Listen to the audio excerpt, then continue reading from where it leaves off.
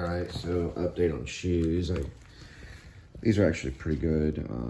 They're New Balance. One of Linda's friends gave them to me. I was still on the hunt for the New Balance non-slip, or they say slip resistant is the right.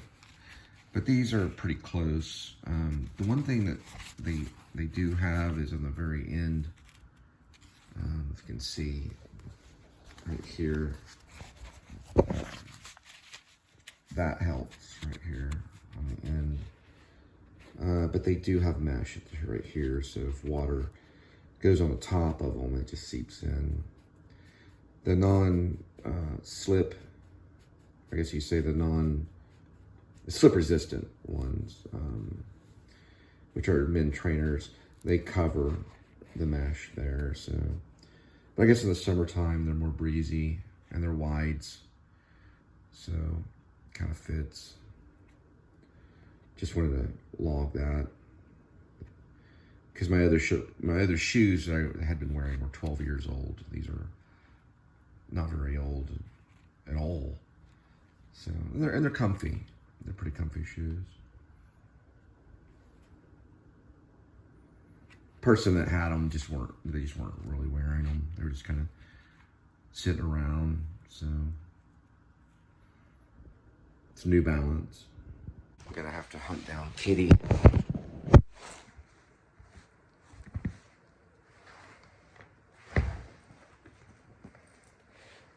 Kind of honoring Mr. Rogers and purpose of him, showing the putting of the shoe, or whatever you want to call it,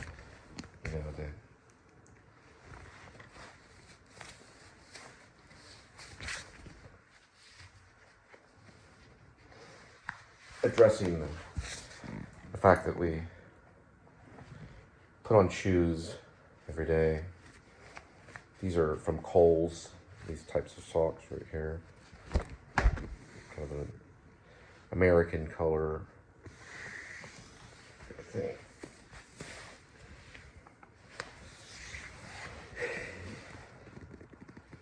Then I'll be headed off. Probably gonna stop by gas station and pick up some soda. Most likely a cross between diet with a touch of regular.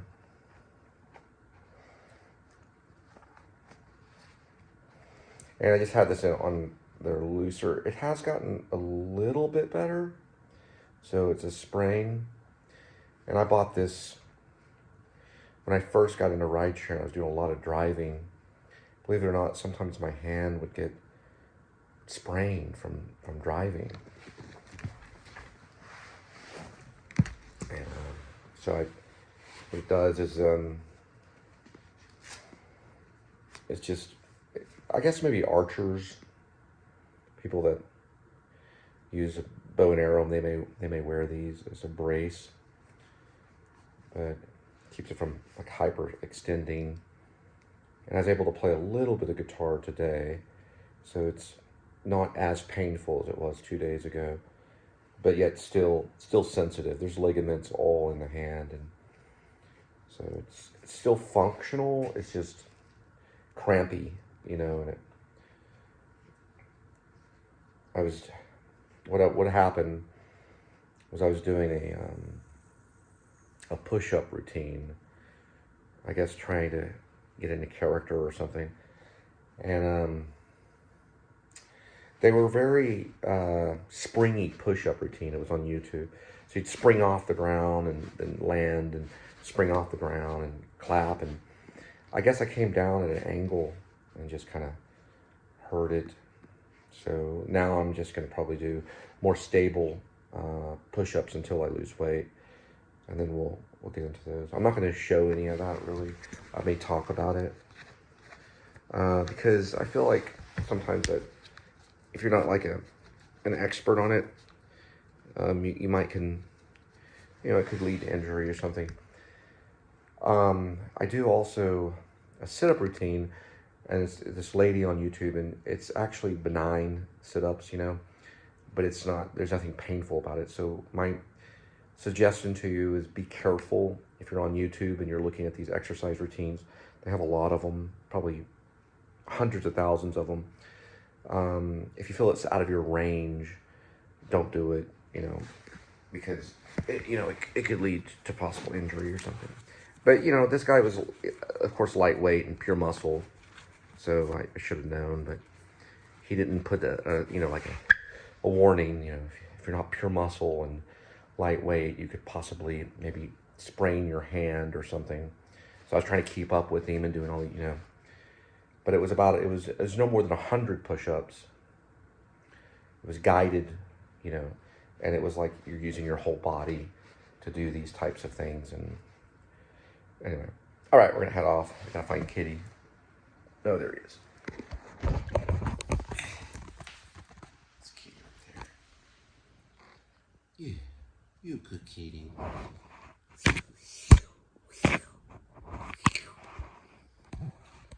The next move is this thing really needs to be thrown out. It's stuck in the reclining position. I got it at Walmart maybe 6 years ago. There's really no use for it at all. It just takes up space. I rarely ever, I mean, I do sit on it occasionally, but the reason I'm vlogging this is because the kitty's on it. I think it's kind of funny. I'm moving it back into place. This is kind of, the whole purpose of it really now is that Kitty lays right here, the leg part of it right here at the very end. I don't know, just right there. He doesn't go over there really. Sometimes he'll lay like over here, and then at times he'll go underneath the, under the recliner there. All right, Kitty, you have a good day, okay? And if you get bored, you got the scratching post right there. And then, of course, way back here is your cat condo. He was laying in it the other day. It's a little two-story cat condo is the brand name or whatever, I don't know, the title of it. And then, of course, he's got his whale shark tunnel. So I take these, they're Linda's, but I ran out of mine. They're basically women value size multivitamins. Oh, here it helps with memory. All right, 51 degrees Fahrenheit. We're at 206,925 miles on the odometer. It is about 4:43. Listening to some New Order ceremony, and it is January 26, 2024.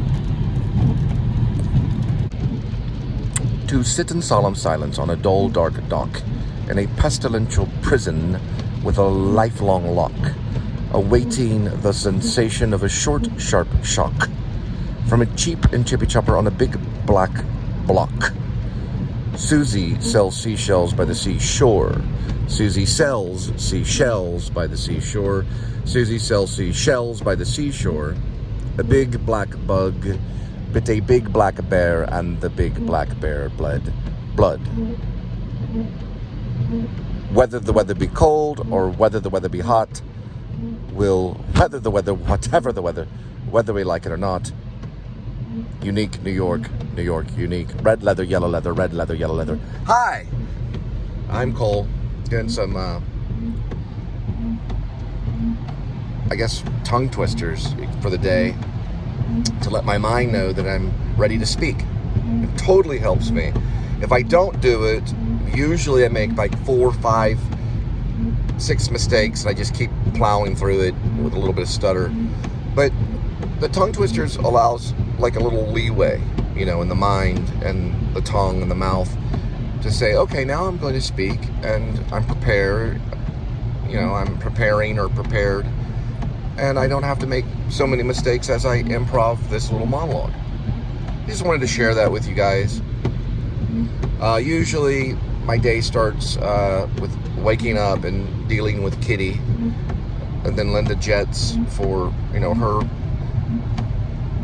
work, and then I find lately what I've been doing is finding routines on YouTube for, you know, mild exercise stuff to kind of wake my body up. I do some stretching beforehand, and I used to just do my own routine, but now I'm mixing it with other people's routines because I'm learning.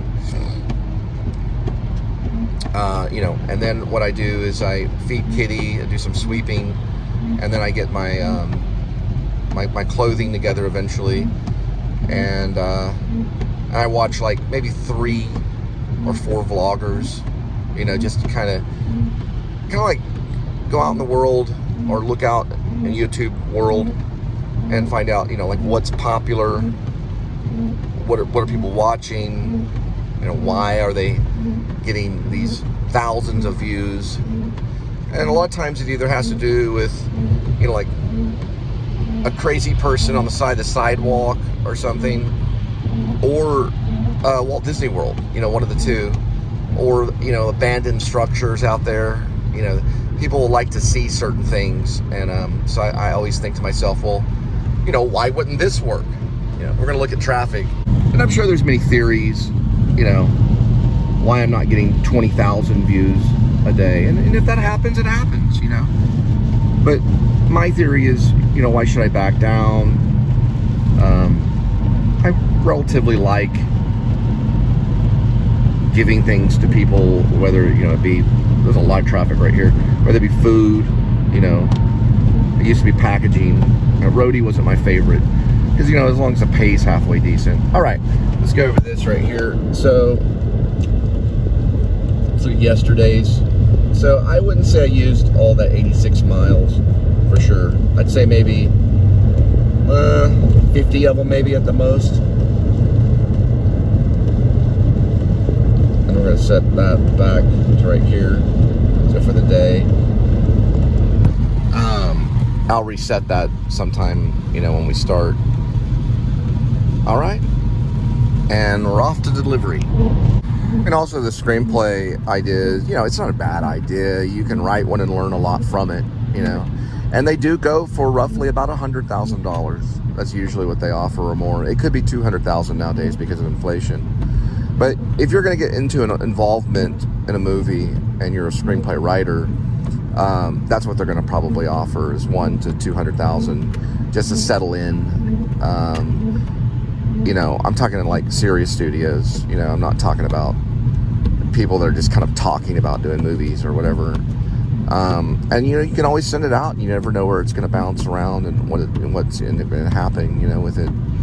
And there's so many people out there that do actually get discovered. Now, here's one thing. A friend of mine in Maine, his roommate wrote, I think it was Abraham Lincoln, the Vampire Slayer, from his dorm room. And he actually wrote that and sold it, you know. I don't know what he's doing now, but that was probably closer to like $1 million deal for him or whatever, because it turned out to be a pretty big movie.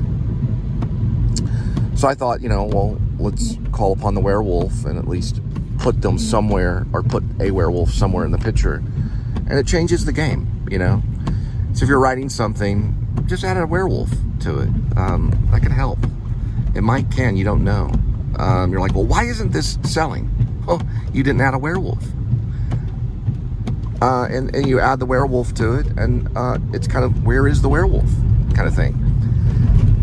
In mine, you don't see the werewolf a lot, but you do see it in a few sequences. You see the shadow of the werewolf mostly. That way we don't have to really worry a lot about CGI and things like that. Whoops, let's get out of the water right here. Very rainy. That's probably why I tapped back in today, is the rain is out and bouncing around, creating what's known as water ponding. That's what we just saw earlier. And that's what they call it. It's kind of their term they use. I guess the people that, civil engineers or whoever are out there doing things, they call it water ponding. Whoever comes up with those titles, those word titles for proper use of things to look out for, you know. So there'll probably be no fair today, but I'll get a shot of it. The stock show's in action at Fort Worth. All right, here's like a long fence line right here. So it looks like there are people that have turned out for the stock show, and they usually amount right here in parking next to Casa Manana Theater. But I can guarantee you that the Carnival Midway is probably not up and running right now because of the rain. Oh no, wait, there's lights. There are lights, but the Ferris wheel is stagnant, so it's not rotating or anything. But they did turn the lights on just in case it stops raining. Maybe it wasn't raining earlier, but most likely there's probably not a single soul in there, really. But maybe later.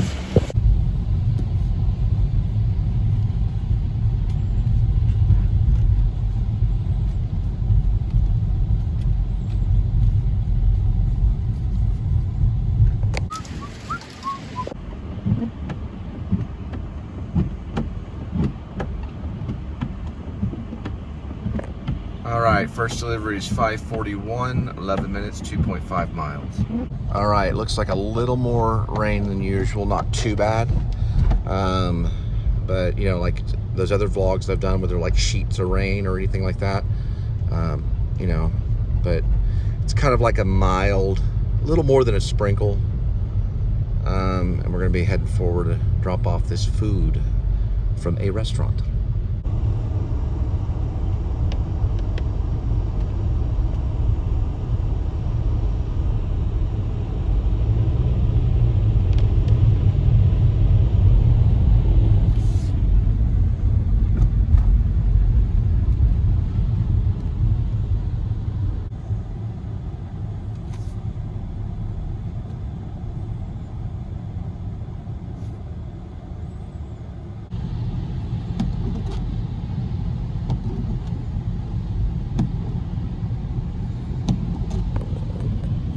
So in 1949, it flooded to the second floor of Montgomery Plaza from the Trinity River, which we'll be passing.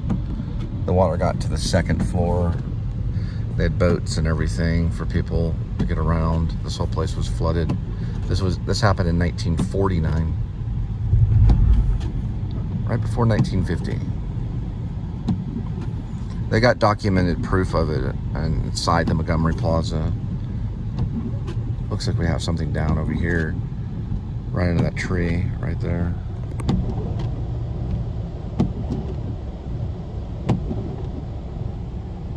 See if we can go ahead and report it.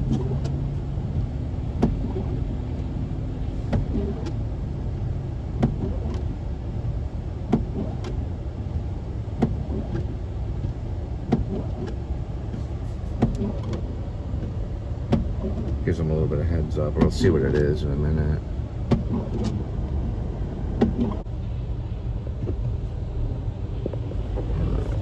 So it looks like the far right lane, there's an object in the road right before West 7th.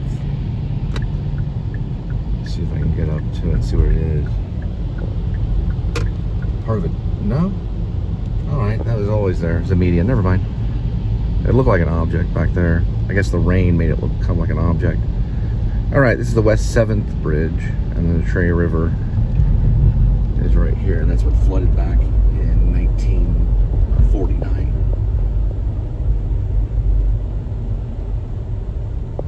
And it flooded pretty horribly all the way, or it flooded horribly, all the way to the Montgomery Plaza back there.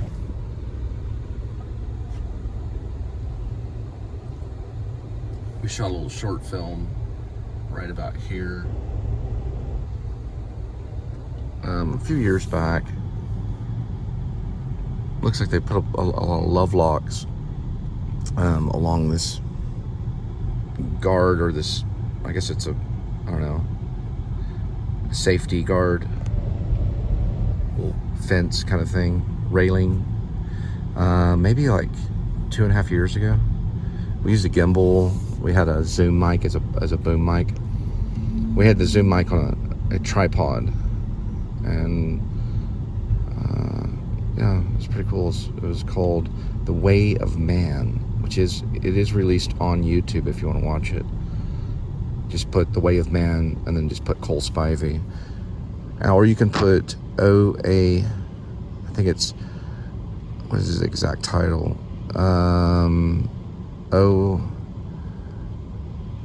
It's a series. Once in a life, so it's OIALT.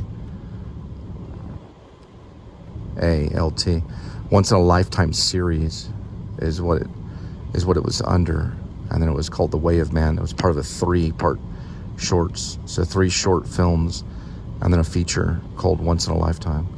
Because I figured, we had a little window where we could make it, and I figured it'd be like a once in a lifetime opportunity to make a movie, and that's why I named it that. And plus, it's a cool title from the Talking Heads. So right here on Penn Double N Street, they put out, I guess, political campaigners. One is Rick Barnes, the other is Greg Goldman, and there's local voter education available. There's Judge Patricia Baca Bennett. I don't know what that is. And then Gallagher is on the far left. And the Greg Goldman is actually for Congress, for the Republican Congress. Right here. See if you can kind of see it for a second. All right, this is First Presbyterian Church. That's pretty common for our delivery. We do like kind of catering and stuff to them. It's a pretty big church. So First Presbyterian Church, downtown Fort Worth.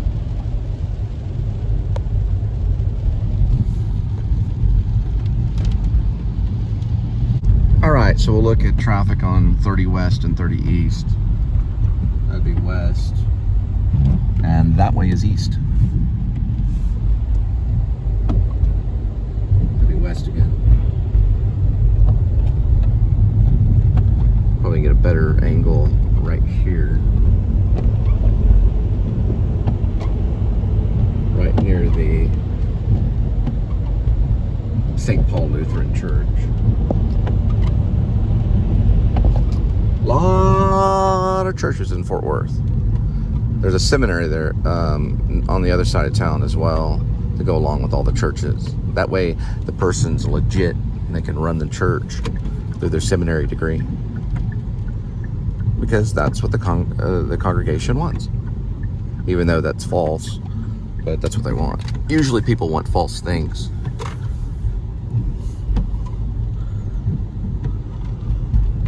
They just don't know it. You don't need a seminary degree to run a church. All right, here we go.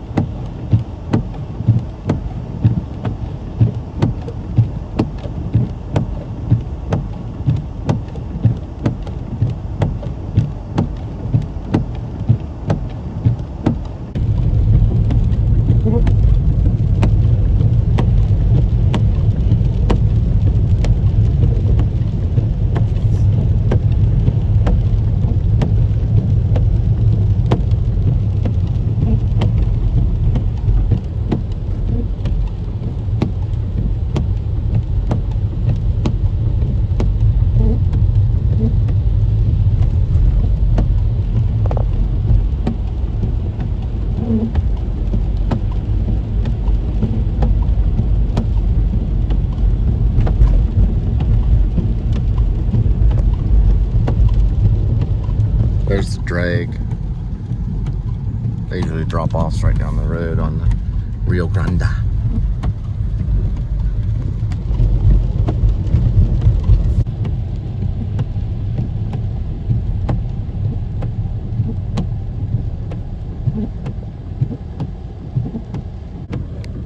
That'll actually change. Yeah, there it goes.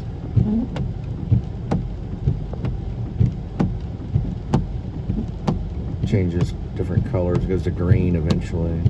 There's purple. Kind of an off green. A lot like a lime green. Back to purple.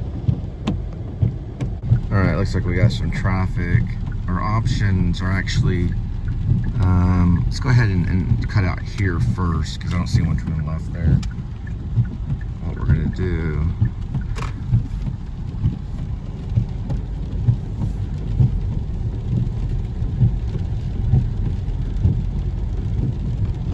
sneak back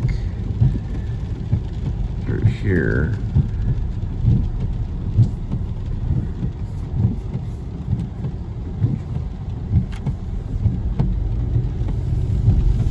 And take this road way out that way to beat the old slow railroad.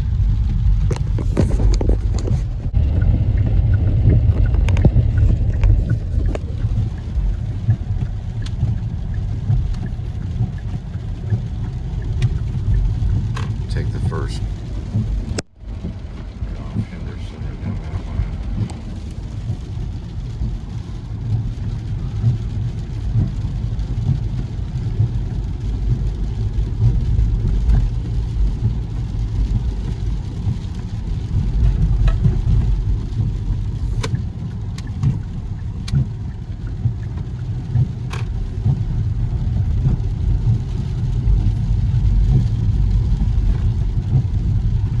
Should be able through here.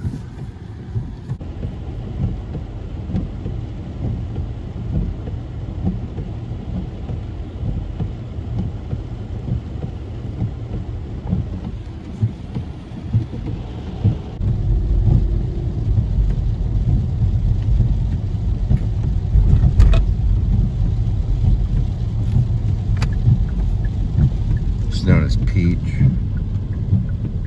Officially, it's West Peach Street. And we'll just go right through this way. And that's what we're looking for, Henderson on the left.